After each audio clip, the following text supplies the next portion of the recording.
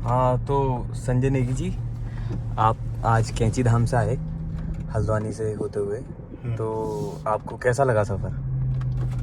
हाँ दोस्त, जैसे और मैं अभी प्रेजेंट में रानी खेत की एक छोटी सी जगह शीतला खेत में रहता हूँ। वहाँ मेरा घर है, पुश्तैनी वहाँ मेरा घर है। तो अभी मैं हल्द्वानी से वापस अपने घर को जा रहा था, तो मैंने बीच में देखा ना, ये कैंची एक मंदिर आता है। और जैसे कि मैं एक उत्तराखंड का रहने वाला हूँ, देवभूमि का रहने वाला हूँ, मेरे जो संस्कार हैं, जो मेरे कल्चर हैं, उनके जस्ट अगेंस्ट मैंने देखा कि लाइक मेरे वहाँ जितने भी मंदिर हैं, जितने भी हमारे वहाँ के जो भी हमारे पूजनीय स्थल हैं, वहाँ हम अपना, मेरी माता, मेरी बहन, मेरे जितने भी पुराने पूर्वज मेरे वहाँ गए, सब अपने सर ढक के गए। ठीक है ना। तो मैंने यहाँ क्या देखा कि लोग अपने जो है शरीर को नहीं ढक पा रहे हैं। यहाँ कपड़े, वहाँ कपड़े, आधे कपड़े, पूरे कपड़े। तो लोगों का ये है कि आधे अधूरे कपड़े पहन के मंदिरों में जा रहे हैं। इवन मैंने ये भी देखा कि जो मेंस्ट्रुएशन टाइम होता है, मेंस्ट्रुएशन टाइम में हमारे वहाँ क्या होता है, इन चीज़ों से दूर रहा जाता है, क्योंकि ये अशुद्ध चीज़ें हैं। हमारे जो देवभूमि के जो मंदिर हैं, पर्यटन स्थल हैं, जितने भी हमारे पूजनीय स्थल हैं, इन सबको ये लोग दूषित कर रहे हैं, असूचित कर रहे हैं। और जो भी यहाँ का मतलब मैंने अभी मंदिर के आगे, थोड़ा सा आगे जाके आप देखेंगे, जितने भी लोग यहाँ आ चुके हैं या आएंगे या आते हैं, वो देखेंगे मंदिर के आगे एक नौला है। उस नौला पे मैंने देखा मेंस्ट्रुएशन पैड पड़े हुए हैं। मैं नहीं कहता कि ये गलत है, लेकिन आप मंदिर के अंदर आ ही क्यों रहे हैं? क्यों आप मेरे देवभूमि को गलत कर रहे हैं? एक व्यक्ति को मैं पकड़ के पूछा कि यार आप कहाँ से आए हो? उसने कहा मैं यूपी से आया हूँ, मुझे लगता है मैंने काफ़ी पाप किए हैं, तो मैं यहाँ मंदिर आया हूँ आज अपने पापों से मुक्त होने। लेकिन हकीकत में आपको बताता हूँ, आप पापों से मुक्त नहीं हो रहे हैं। आप पाप का और भागीदार, आपका पाप का गड़ा और बढ़ रहा है। आप कभी भी यहाँ से स्वच्छ मन से नहीं जा सकते। आपको इसका भरपाना देना पड़ेगा। भरपाना लाइक आपके वहाँ कोई ना कोई, आपको यहाँ पे से कोई ना कोई यहाँ पे फॉल्ट मिलेगा, आपके परिवार में कोई हानि होगी, कुछ भी होगा आपकी लाइफ में, आपको बहुत बहुत बड़ा दुख झेलना पड़ेगा। क्यों? क्योंकि आपने मेरे पवित्र स्थल में आके अपवित्रता फैलाई है। मेरे पितरों की जमीन को, मेरे पितरों के इस जन्मभूमि को, मेरी जन्मभूमि, मेरी कर्म भूमि को आपने यहाँ पे दूषित किया है। भगवान आपको कभी माफ नहीं करेगा। हमारे वहाँ न्याय के देवता गोलजू कहा जाता है। हमारी कुल देवी हैं काली माँ, और हम कहीं भी मुसीबत में फंसे होते हैं तो हम जमीन से उठाया हुआ सिर्फ एक पत्थर, उसकी भी यहाँ इतनी वैल्यू है, इतनी अहमियत है कि मैं उस पत्थर से ही अपना मंदिर सजा सकता हूँ, सिर्फ उस पत्थर से। और यहाँ की हवा में वो बात है जो बाहर शहरों की हवा में नहीं होगा। यहाँ की मिट्टी में वो बात है जो बाहर की एक मिट्टी में नहीं होगा। इवन मैं एक डॉक्टर के साथ इसे कैलकुलेट कर सकता हूँ। तो बड़े से बड़ा डॉक्टर, MBBS, एम्स, ये वो, कहीं का भी एक डॉक्टर वो चीजें ठीक नहीं कर सकता जो देवभूमि का पानी, मिट्टी, पत्थर ठीक कर सकता है। ये मेरी श्रद्धा है, ये मेरी भावना है। और आप यहाँ के डेवलपमेंट के बारे में क्या कहना चाहते हैं? देखो, मैं चाहता हूँ कि मेरे क्षेत्र में डेवलपमेंट हो, लेकिन इतना डेवलपमेंट और इतनी जल्दी ना हो, क्योंकि हर जगह कूड़ा पड़ा हुआ है। हर नदी में कपड़े निकल रहे हैं, बोतल निकल रही है, गंदगी निकल रही है, छोटी छोटी चीजें निकल रही हैं। तो मैं नहीं चाहता कि मेरे क्षेत्र में इतना डेवलपमेंट हो जाए कि मेरा क्षेत्र दिल्ली के कूड़े घर जैसा दिखे। ये देवभूमि है, यहाँ की जो हवा है पवित्र हवा है। यहाँ देखिए इतनी गाड़ी खड़ी है, लाइन लगा के गाड़ियां खड़ी है। ये सब देखिए ना, कहाँ के नंबर है, सब बाहर के नंबर है। यहाँ आके गंदगी फैलाना, कूड़ा फैलाना, ठीक है ना। यहाँ मैं अभी आपको दिखा दूंगा, कहीं ना कहीं आपको दिखा दूंगा। इतनी क्षेत्रों में मैं जा चुका हूँ। देखो ना आप, हमारी सरयू नदी का आज क्या हाल है, गंगा नदी का आज हमारा क्या हाल है। मैं अपनी सरकार से भी कहता हूँ, मेरी सरकार चाहती है कि बाहर का आदमी आके यहाँ बसे। अरे मैं बोलता हूँ, मेरा व्यक्ति यहाँ से जब बाहर कार्य कर रहा है, तो मेरा व्यक्ति दिल्ली में जाके जो कार्य, बर्तन धो रहा है, खाना बना रहा है, 4 लोगों को खिला रहा है, क्या वो वहां जाके एक गज जमीन अपने नाम से ले सकता है? नहीं ले सकता। आज मेरा उत्तराखंड पूरा जो है पलायन में जा चुका है। सब के सब यहाँ से घर छोड़ के जा रहे हैं। मैंने पूछा लोगों से, मैंने कहा आप लोग बाहर क्यों जा रहे हो? उन्होंने कहा मुझे बच्चों को पढ़ाना है। पढ़ाने के लिए तो हमारे वहाँ के क्षेत्र के भी स्कूल हैं, सरकारी स्कूल हैं। क्यों प्राइवेट स्कूलों के धक्के खा रहे हो? 8,000 रुपये फीस देके वही रानी मीरा लक्ष्मीबाई के बारे में आप हल्द्वानी में भी पढ़ोगे, दिल्ली में भी पढ़ोगे, और वही मेरे गाँव के क्षेत्र में भी पढ़ाया जा रहा है। सरकारी स्कूल में अच्छी एजुकेशन दी जा रही है। तकरीबन मेरे भाई बहनियों, आपने जिन्होंने भी सुना होगा, श्री अमिताभ बच्चन जी मोतीलाल बाबूलाल स्कूल से पढ़ चुके हैं, मनमोहन सिंह जी मोतीलाल बाबूलाल स्कूल से पढ़ चुके हैं। वो भी तो चाहते कहीं बड़े बड़ी जगह से पढ़ते। क्यों उन्होंने इतने छोटे करियर, यहाँ छोटे जगह से पढ़ के इतना बड़ा करियर बना लिया? क्योंकि उन्हें अपनी टैलेंट की कदर थी, अपनी चीजों की कदर थी। आज मेरे ही क्षेत्र में यूपी, दिल्ली, गाजियाबाद का व्यक्ति आके होम स्टे बना के बैठा हुआ है। जो व्यक्ति उनके घर में, मेरे गांव का व्यक्ति जो उनके घर में बर्तन धो रहा है, खाना बना रहा है, क्या वो वहां 1 गज जमीन ला दे सकता है? क्या वो अपने नाम से 1 गज जमीन ले सकता है? मेरा उत्तराखंड, मेरी देवभूमि भू कानून मांगती है। बाहर का व्यक्ति यहाँ आके गंदगी करता है, हनीमून प्लेसेस बनाता है, मंदिरों को हनीमून प्लेसेस बना के रख दिया गया है। देखिए ना, मेंस्ट्रुएशन में औरतें मंदिर में कर क्या रही हैं? वो क्या अपने पाप धोने आई हैं या वो पाप के साथ और विलुप्त आई हैं? ये देवभूमि है, यहाँ किया हुआ हर कार्य, गलत कार्य का फल आपको इसी जीवन में देना पड़ता है। चाहे आप देंगे, चाहे आप जीते जी अपनी औलाद से दिलवाएंगे, देना ही पड़ेगा। हमारे वहां एक मिट्टी को भी पूजा, पत्थर को उठा के भगवान माना जाता है। इस देवभूमि के कण कण में एक ऐसी बात है। और संजय नेगी जी, आप यहाँ के पलायन के बारे में कुछ और डिफाइन कर सकते हैं? बिल्कुल कर सकते हैं पलायन। मैं MBPG से मैंने BCom किया, उसके बाद मैंने वहीं से BA किया, काफ़ी चीज़ें करी। हल्द्वानी में मैं रहा, दिल्ली में मैंने मल्टीनेशनल कंपनी अमेरिकन एक्सप्रेस में जॉब करी। अच्छा खासा मेरा सैलरी पैकेज था। लेकिन एक दिन मैं अपने घर आया। देखिए, हमारे वहाँ जो मान्यता मानी जाती है, मैं दुनिया में विदेश चले जाऊँ, लेकिन पूजा करने मुझे मेरे घर में ही आना पड़ता है। इष्ट पितरों की पूजा हो गई, देवी देवताओं की पूजा हो गई। तो जब मैं अपने घर आया तो मेरे पास रहने के लिए यहाँ घर नहीं था। जो मेरा घर था वो टूट चुका था। तो अगल बगल मैं सहायता भी लेता, तो अगल बगल के घर भी पलायन की वजह से टूट चुके थे। तो मैंने देखा बाहर क्या था। मैं तकरीबन देखता था मेरे साथ के 10 लोगों में से 8 लोग बीमार पड़ा करते थे। जब वो 8 लोग ठीक हुआ करते थे तो 2 लोग बीमार पड़ा करते थे। बाहर क्या है, बीमारी ज्यादा है। बाहर का पानी उतना स्वच्छ नहीं है। अरे जो भी मेरी वीडियो जिस कोने से देख रहा है, एक बार अगर उत्तराखंड में आके कोई भी एक धारे का पानी पी लेगा, वो अपने वहां का पानी ही भूल जाएगा कि मेरे वहां का पानी क्या है। ये है हमारे वहां की स्वच्छता। आदमी ने यहाँ से पलायन किया, क्यों किया? पैसों के जरिए से किया। आज वो आदमी को इतनी अकल नहीं है कि वो अपनी जमीन जिस व्यक्ति को भेज रहा है, वही व्यक्ति उसी की जमीन में कैसे पैसा कमा रहा है। जब मेरा व्यक्ति बाहर जाके नौकरी करके पैसा कमा सकता है, तो क्यों बाहर का आदमी मेरे वहां आके होम स्टे बना रहा है? क्यों बाहर का आदमी मेरे वहां आके रिजॉर्ट चला रहा है? क्यों बाहर का आदमी मेरे वहां आके दुकान चला रहा है? इसका जवाब शायद ही कोई दे सकता है। यहाँ की सरकार के लिए कुछ कहना चाहेंगे आप? यहाँ की सरकार बिल्कुल एक मतलब अंधों की सरकार हो चुकी है। मैं कांग्रेस बीजेपी का कभी नाम नहीं लेता हूँ, लेकिन देखिए आप मेरी रोड देखिए, ये कूड़ा देखिए कितना है मेरे बगल में। देखिए, मैं एक मार्केट में हूँ। जिस टाइम पे मैं यहाँ 55 से आया करता था, ऐसी हरियाली, इतनी रंगीनियत हुआ करती थी, इतना अच्छा मौसम हुआ करता था। आज देखिए रोड में कितना कूड़ा पड़ा है, कितनी गंदगी पड़ी है। यही सब बीमारी का कारण है। और देखिए आप अपनी आंखों से, आपको दिख रहा होगा, आप कैमरामैन आप इनको भी दिखाइए सर, मेरे साथ साथ आप इनको भी दिखाइए। इस खूबसूरती के बारे में बताइए आप हमें, क्या क्या है यहाँ खूबसूरत देखने को? ये जो खूबसूरती है, ये खूबसूरती देवों के वजह से है। आप देखेंगे महाभारत के 5 महावीर पांडव स्थली हमारे वहाँ है। आप देखेंगे भीम पुल हमारे वहाँ है।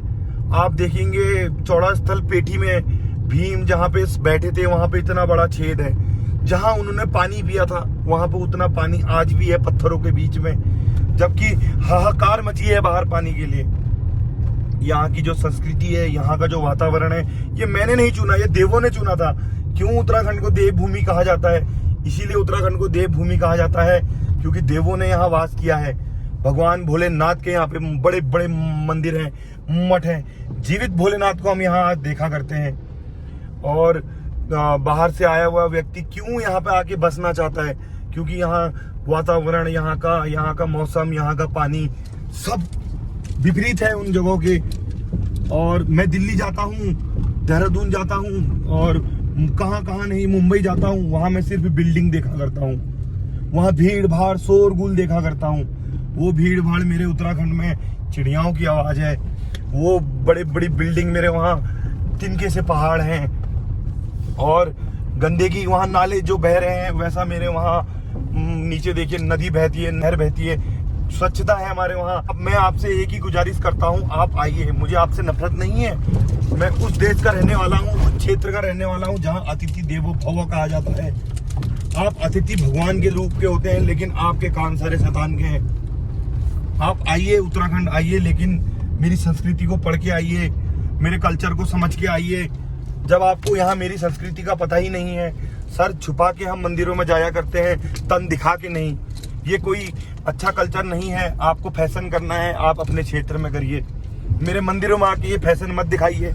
मेरी छोटी बहनें हैं, मेरे भाई हैं, मेरी माँ है, मेरे बाप हैं हमारे वहाँ, और क्या कहते हैं, ये तन छुपाना, ये आप कोई भी किसी भी काल का कोई देवी देवता की कोई भी एक मूर्ति, कोई भी एक फोटो देख लो, क्या आपको उसमें तन दिखाया हुआ कोई देवी देवता दिखता है? आप मेरे देवी देवताओं के मंदिर में आते हो, आप मेरे मंदिर में आके ऐसे ऐसे गंदे कपड़े पहन के आते हो, इतने गंदी सोच लेके आते हो, और इतने गंदे होके आप मेरे वहां आते हो। मेरी आपसे हाथ जोड़ के एक ही विनती है, आप मेरे क्षेत्र में ऐसे बन के कभी ना आए। आप उत्तराखंड आए तो हमारी संस्कृति को, हमारे देव को, हमारी देवी देवताओं को, मेरी देवभूमि के कल्चर को पढ़ लिख के आए, सोच समझ के आए कि हम कहाँ जा रहे हैं, क्यों जा रहे हैं। हमें शर्म आती है कि मेरा देश का युवा जो है वो मॉडर्न होने के जगह पे अपने संस्कार भूल गया, अपनी इज्जत भूल गया। कौन कहता है कि यार औरतों को कपड़ा पहनना मना है? सब पहने, लेकिन आप जब मंदिर आ रहे हैं, आप जब मंदिर में जा रहे हैं, तो हमको शर्म आ रही है आपके सामने आने में, आपको देखने में, आपकी तरफ आपसे बात करने में शर्म आ रही है हमको, क्योंकि हमारे संस्कार इस टाइप के नहीं है जिस टाइप से आप वहां बन के आ रहे हो। सही बात, सही बात। बाकी तो यहाँ के युवाओं के लिए क्या संदेश है आपका? मैं यहाँ के युवाओं को एक ही चीज कहना चाहता हूँ, देखो मैंने भी 40,000 रुपए की नौकरी की, कुछ नहीं किया जीवन में, मैंने कुछ नहीं देखा। मेरी आज 30 साल की 29 साल की उम्र है, इस उम्र में मैंने कुछ नहीं देखा, कुछ नहीं सोचा। परंतु आज जब मैं घर पूजा करने आया, मेरे पास कोई घर नहीं था, मेरे छतों को नुकसान पहुंच चुका था, पेड़ों ने बीच में उसके घर बना लिया था। मेरे को रहने के लिए हाथ जोड़ना पड़ा किसी के दूसरे गांव में जाके। मेरे गांव में सबने पलायन कर लिया, सब भाग गए, मैं कहाँ जाता, क्या करता? तो मेरा ये युवाओं से एक ही गुजारिश है कि दोस्तों, भाइयों, तुम अगर खुद जाते हो तो जाओ, लेकिन दो लोगों को उकसाओ मत कि मेरे साथ चलो, ये करो, वो करो। क्योंकि देखो, सेब मेरे वहां आज मेरे पास 1000 सेबों के पेड़ का बगीचा है। नहीं भी बेचूंगा तो मैं इसमें से 10,000 रुपए का भी सेब बेचूंगा तो 5,000 रुपए मैं उसमें से बचा पाऊंगा। परंतु उस 5,000 से मैं पूलम खरीद के लाया, उस 5,000 को बचा के मैंने पूलम खरीदा, फिर मैंने 20,000 का सेब और 20,000 का पूलम बेचा। आज मैं अपने घर में रह के अपने पितरों के घर को होम स्टे बना के चला रहा हूँ, 10 रुपए उसमें से भी कमा रहा हूँ। सब चीज आज मेरे पास है, गाड़ी मेरे पास है, रोड मेरे पास है, और सारी चीजें मेरे पास है। जिसके घर में मैं पहले नौकरी करता था उसको मैंने आज यहाँ जमीन दी, आज मैं उसके घर में नौकरी क्यों कर रहा हूँ? क्या मैं वो कार्य अपनी जमीन में रह के अपने घर में नहीं कर सकता? सरकार हमको बैंक से लोन दे रही है, सब चीज कर रही है, सहायता दे रही है, बैंक पैसा दे रहा है, सरकार हमको आर्किटेक्चर दे रहा है, मैप दे रहा है, सहारा दे रहा है, सब चीज करने का। तो क्यों हम पलायन करके बाहर जाके नौकरी कर रहे हैं? मैं मार्केट में अपनी काफी घूमा, पहाड़ों में काफी घूमा, मैंने देखा, लोगों से पूछा कि क्यों लोगों ने पलायन करा, तो उन्होंने बोला एजुकेशन सिस्टम, मेडिकल सिस्टम। वो भूल गए, वो खुद भूल गए जो आज 80 साल के हो रखे हैं, क्या उनको आज तक कभी मेडिकल की जरूरत पड़ी? मेरे उत्तराखंड की हवा में, मेरी उत्तराखंड के पानी में 50 रोगों को, 50 भी कहाँ, 5,000 रोगों को मारने की शक्ति है। ये है मेरा उत्तराखंड। एजुकेशन सिस्टम की अगर मैं बात करता हूँ तो एजुकेशन सिस्टम में मैं अपने ही क्षेत्र के एक स्कूल के भ्रमण में गया, तो मैंने एक कक्षा 10 और 12, 11 पढ़ाने वाले अंग्रेजी के टीचर से पूछा कि इसका हिंदी में क्या वर्णन होता है, जबकि मैं खुद एक प्राइवेट स्कूल से पढ़ा हूँ, कॉन्वेंट स्कूल से पढ़ा हूँ। मेरे बीए में डबल इंग्लिश थी, मैंने उस डबल इंग्लिश में अपने बीए को पूरा फर्स्ट डिवीजन से और सारी सबसे ऊंची परसेंटेज में पास किया। आज भी मेरे पास डॉक्यूमेंट पड़े हुए हैं। और मैंने कभी भी अपने अंग्रेजी के इस घमंड को आगे नहीं किया। लेकिन देखिए, मैंने अपने क्षेत्र के स्कूल में जाके एक गुरु से पूछा, तो उस गुरु ने मुझे सिर्फ इतना जवाब दिया कि जो किताब में लिखा है मैं वही जानता हूँ, उसके अलावा मैं कुछ नहीं जानता हूँ। बाद में मुझे उसकी शिकायत करने में पता लगा कि वो किसी अलग टीचर के वजह में पढ़ाने में आया है। सरकार ने जिसको रखा है वो क्या नाम कहते हैं, थोड़ा उनका महीना मासिक है कि उनका बच्चा होने वाला है टीचर का, तो उनकी जगह पे उन्होंने अपने किसी कलीग को भेजा है 20,000 रुपये में। मुझे वहाँ पे इतनी शर्म आई कि हाँ भाई, मेरा आदमी बाहर क्यों जा रहा है, इनके वजह से जा रहा है। सरकार से 90,000 रुपये वो फीस ले रहे हैं, तनख्वाह ले रहे हैं बच्चों को पढ़ाने की। वो 80,000 रुपये अपनी जेब में रख रहे हैं। 10,000 में एक नया जिसने 12 पास करके कुछ सीखा नहीं, कुछ समझा नहीं, जिसके बच्चे पढ़ाने आते नहीं, वो वहाँ टीचर बना हुआ है। तो मुझे बहुत शर्म आई मेरे सरकार के ऊपर, मुझे बहुत शर्म आई मेरे एजुकेशन सिस्टम के ऊपर। आज मेरे वहाँ से पढ़ा लिखा बच्चा, आज आप देखेंगे मैं जिस गांव में रहता हूँ, कुमाऊं कमिश्नर जो रह चुके हैं रौतेला जी, वो भी उस गांव के हैं।